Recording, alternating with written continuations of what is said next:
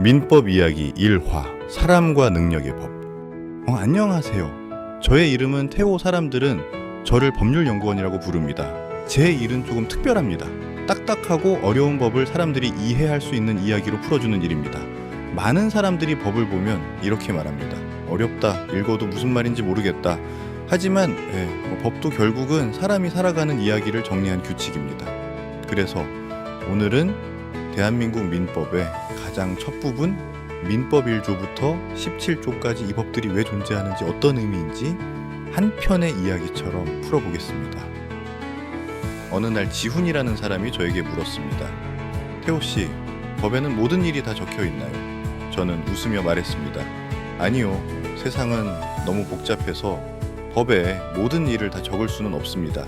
그래서 등장하는 것이 바로 민법 제1조 민법은 이렇게 말합니다. 민사 문제에 대해 법률의 규정이 없으면 먼저 관습법을 따르고, 관습법도 없으면 조리, 즉 상식과 공평한 이치로 판단합니다.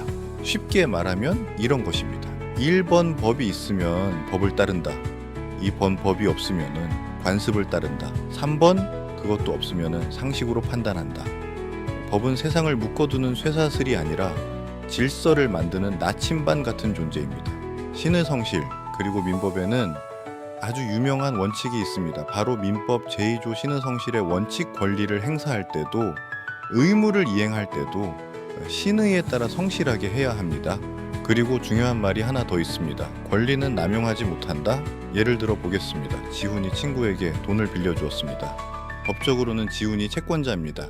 하지만 지훈이 매일 전화해서 지금 당장 갚아, 지금 갚지 않으면 가만 안 둔다, 이렇게 괴롭힌다면 그것은 권리의 행사라기보다 권리 남용이 될 수 있습니다.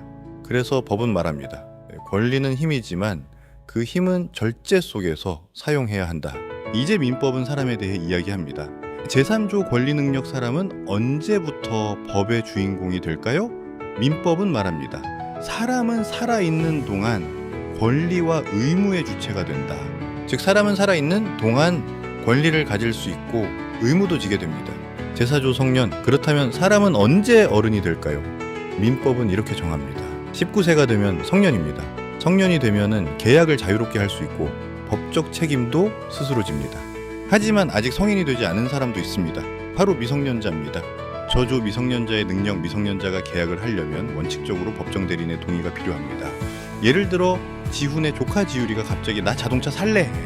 라고 계약을 해버리면 부모는 그 계약을 취소할 수 있습니다. 하지만 예외도 있습니다. 예를 들어 선물 받는 것, 의무가 없는 계약, 이런 것은 동의 없이도 가능합니다. 제6조 처분을 허락한 재산, 또 이런 경우도 있습니다. 부모가 말합니다. 이 돈은 네가 마음대로 써라. 그러면 그 돈은 미성년자가 자유롭게 사용할 수 있습니다. 제7조 동의 취소. 하지만 부모는 아직 계약을 하기 전이라면 동의를 취소할 수 있습니다. 제8조 영업 허락, 또 다른 특별한 경우가 있습니다. 미성년자가 부모에게 영업 허락을 받으면 예를 들어 가게 운영, 사업 운영, 그 영업에 대해서는 성년자와 같은 능력을 갖게 됩니다. 하지만 부모는 그 허락을 취소하거나 제한할 수도 있습니다. 다만 이미 거래한 선의의 제3자에게는 그 취소를 주장할 수 없습니다. 세상에는 스스로 모든 일을 처리하기 어려운 사람도 있습니다. 그래서 법은 후견 제도를 만들었습니다. 성년 후견 질병, 장애, 노령 등으로 사무를 처리할 능력이 지속적으로 부족한 경우 법원은 성년 후견인을 지정합니다. 이때 그 사람을 피성년 후견인이라고 부릅니다. 제10조 피성년 후견인이 한 계약은 원칙적으로 취소할 수 있습니다.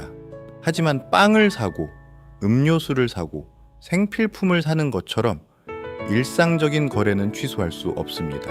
제11조, 만약 그 사람이 다시 정상적인 판단 능력을 회복하면은 법원은 성년 후견을 종료합니다. 한정 후견, 어떤 사람은 모든 일을 못하는 것은 아니지만 큰 계약을 하기는 어려운 경우도 있습니다. 그래서 등장하는 제도가 한정 후견입니다. 제13조, 이 경우 특정한 행위는 후견인의 동의가 있어야 합니다. 예를 들어 부동산 매매 큰 금액 계약, 이런 경우입니다. 동의 없이 계약하면 좀 취소할 수 있습니다. 특정 후견은 또 어떤 사람은 잠깐 도움만 필요할 수도 있습니다. 예를 들어 병원 입원, 특정 재산 관리, 이럴 때는 특정 후견이라는 제도가 사용됩니다. 그리고 중요한 원칙이 있습니다. 본인의 의사에 반해서는 특정 후견을 할 수 없습니다. 제한 능력자와 상대방, 이제 법은 다른 사람도 보호합니다. 바로 상대방입니다.